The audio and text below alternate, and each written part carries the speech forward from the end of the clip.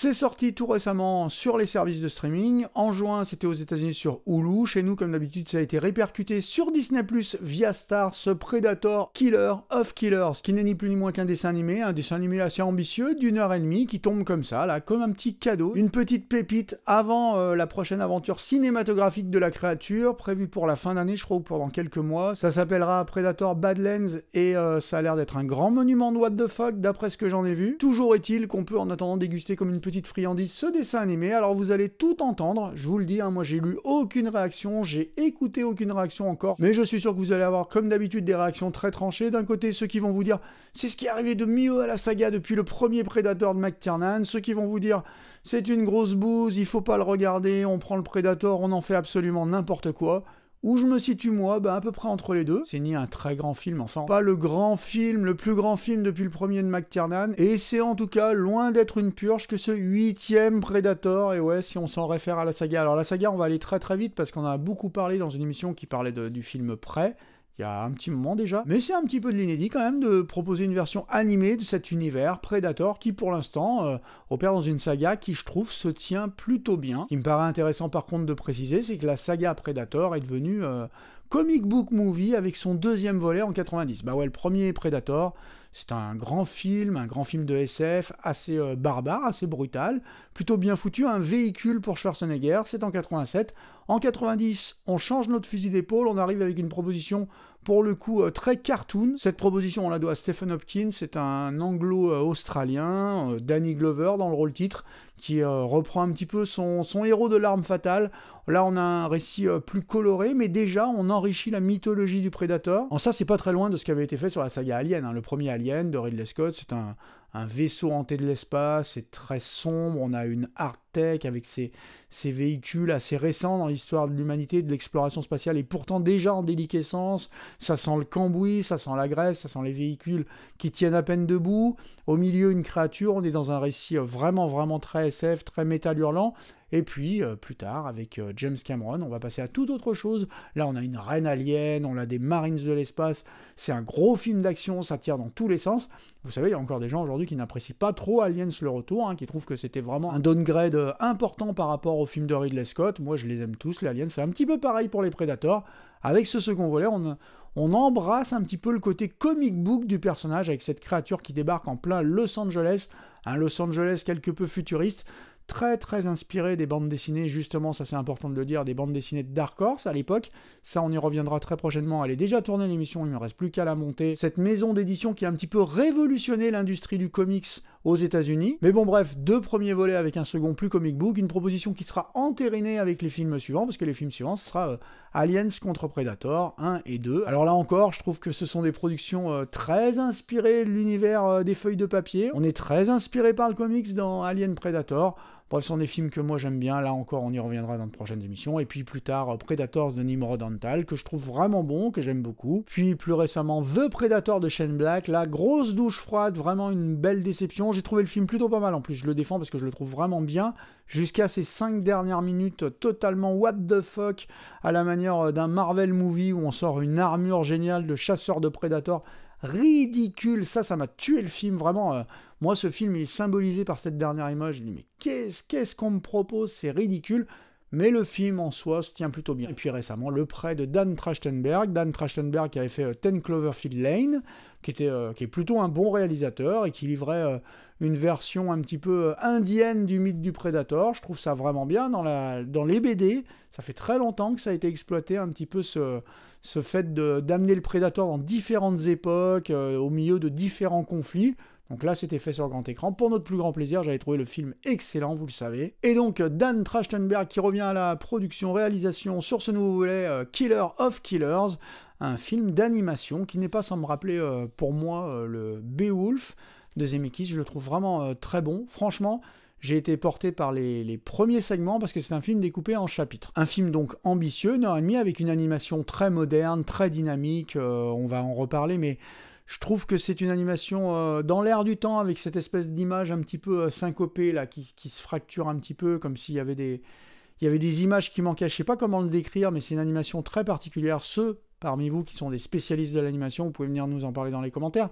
Mais moi j'aime bien ce type d'animation, même si j'ai l'impression que mon œil a du mal à suivre des fois. Enfin bon bref, ça c'est un petit point personnel. On commence par ce chapitre, le bouclier, qui se passe chez les Vikings, et ça fonctionne très très bien. Un Predator arrive au milieu d'un combat entre clans, beau règlement de compte, un décor absolument incroyable, que cet océan glacé, ça fonctionne particulièrement bien. Et là tout de suite, on a une certaine caractérisation des Predators.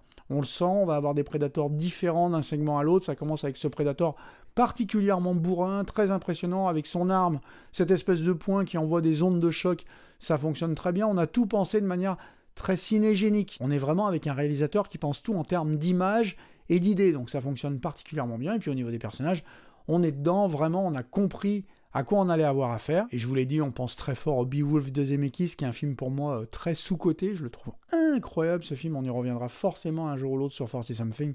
Mais je trouve que c'est un film hallucinant. Là, on fait référence ouvertement au Grendel, donc ça fonctionne très bien. Le deuxième segment, le sabre. Là, on est chez les samouraïs, dans un espèce de Japon féodal, avec une lutte, une rivalité entre deux frangins. Et puis le Predator va arriver au milieu de tout ça. Un Predator très différent, là encore. Plein d'artifices. Celui-là, il a une espèce de chaîne qui manie un petit peu comme un ninja. Donc on a cette volonté un petit peu d'inscrire les Predators dans leur cadre de chasse. On utilise tout ce que l'animation peut offrir de mieux. C'est-à-dire qu'on a une mise en scène très dynamique, ça bouge, c'est rapide, c'est très très bien pensé. On a des beaux artifices de mise en scène à l'écran. On utilise pleinement tout ce que l'écran peut offrir pour envoyer des petites indications au spectateur sans être trop lourd de sous-texte. Par exemple, dès qu'on voit du sang vert, boum, ça veut dire ça y est, on l'a touché, ça y est, on l'a blessé. Si on peut le blesser, c'est qu'on peut le tuer, vous le savez. On a beaucoup, alors notamment dans ce second segment, de petits rappels aux films qui ont fait toute la saga. Là, pour le coup, vous vous souvenez de la scène du pont, là, où Schwarzenegger est accroché sous un tronc d'arbre. Là, on a un petit peu la même, avec ce ninja qui est suspendu à un toit, et le Predator qui marche au-dessus, et on voit chuter les tuiles au fur et à mesure où il avance. C'est extrêmement bien pensé, au niveau mise en scène. C'est parfait, on a cette chute dans l'eau qui rappelle un petit peu, vous vous souvenez quand Schwarzenegger il rampe dans la boue et puis qu'il y a le Predator qui tombe derrière lui, ben là c'est un petit peu pareil, il tombe dans l'eau, on attend le moment où le Predator va surgir et il surgit, on a une attente en tant que spectateur, je pense, moi j'avais une attente de voir l'explosion dans l'eau, pas du tout, il surgit au moment où on s'y attend le moins, donc c'est très bien pensé, c'est pensé pour surprendre, c'est pensé pour apporter des pierres à la mythologie du Predator. Le troisième chapitre, la balle.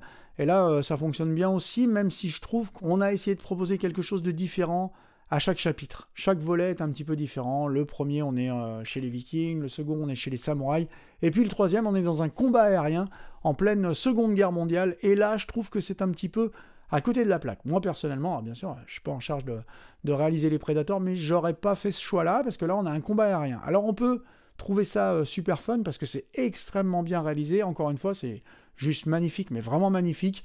Et pour le coup, on se dit, oui, on n'a jamais vu les vaisseaux des Predators en action. Donc ça fonctionne, parce qu'on est un petit peu porté, mais ce Predator chauve, là, je le trouve un peu moyen. Bon, c'est un Golgoth, il est impressionnant, mais j'aurais pas fait ce choix-là. J'aurais pas fait ce choix non plus de centrer tout cet épisode sur un combat aérien, parce que quel intérêt pour un Predator qui jusqu'à présent est assez cruel, assez barbare, assez proche de ses proies, il doit descendre au contact, de faire un combat aérien contre des chasseurs de la Seconde Guerre mondiale avec la supériorité technologique qu'il a, je vois pas trop l'intérêt. Et puis on va avoir le dernier volet où on ramifie un petit peu tout ça. On a ces trois personnages qui ont été mis en stase et qui sont réveillés pour un espèce de grand combat rituel.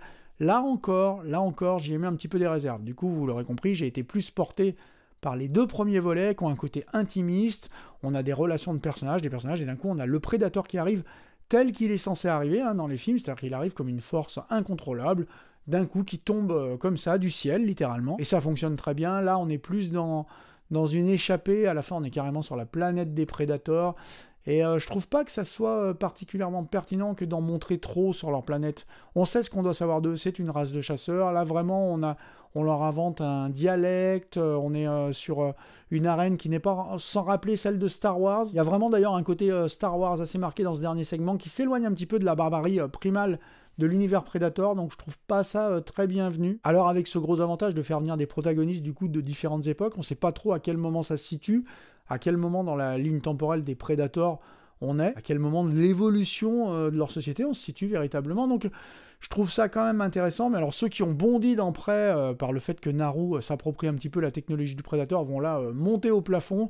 Quelqu'un qui s'est piloté un chasseur de la Seconde Guerre mondiale et qui prend les commandes d'un vaisseau Predator. Bref, c'est un petit peu n'importe quoi, et là on se dit quand même qu'on est en présence d'un dessin animé. Ça reste, sur ce dernier volet, on se dit là on est quand même en présence d'un dessin animé, on a vraiment un côté un petit peu feuilletonnant, je vous dis très Star Wars, mais qui fonctionne plutôt pas mal. Après tout, on a tenu jusque-là, on finit avec plaisir ce long métrage, mais c'est vraiment pas comme ça que j'aurais terminé le récit. Et puis ce plan final, alors là, je vous évente rien, mais qui essaye d'ouvrir un petit peu la saga, encore une fois, de ramifier les univers.